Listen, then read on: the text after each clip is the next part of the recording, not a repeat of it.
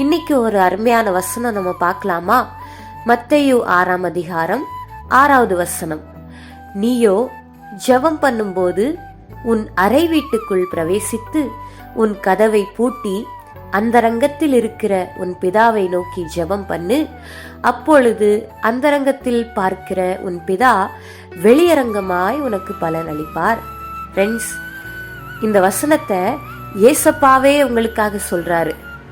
நீங்க ஏசப்பாவுடைய சமூகத்துல வந்து யாருக்கும் தெரியாம ரகசியமா ஜெபிக்கிற ஜெபங்களை எல்லாத்தையுமே ஏசப்பா கேட்கிறாரு.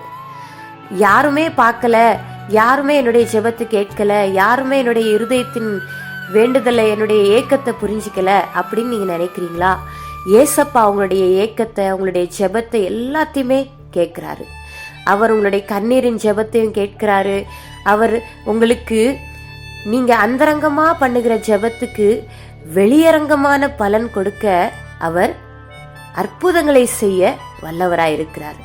அதனால ஃப்ரெண்ட்ஸ், நீங்க சந்தோஷமா இருங்க.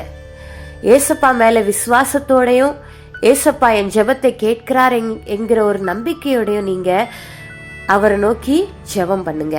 அவர் நிச்சயமா உங்களுக்கு எல்லாரும் பார்க்குற மாதிரி அநேக ஆசீர்வாதங்களால் உங்களை நிரப்பி உங்க வாழ்க்கையே அதிசயமாக மாற்றுவார். நீங்க அவரை நோக்கி ஜெபிங்க.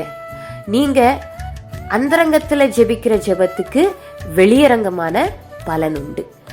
ஓகே ஃப்ரெண்ட்ஸ், இந்த வார்த்தையின் மூலமா ஏசப்பா அவங்களோட பேசியிருப்பார் நான் நம்புறேன்.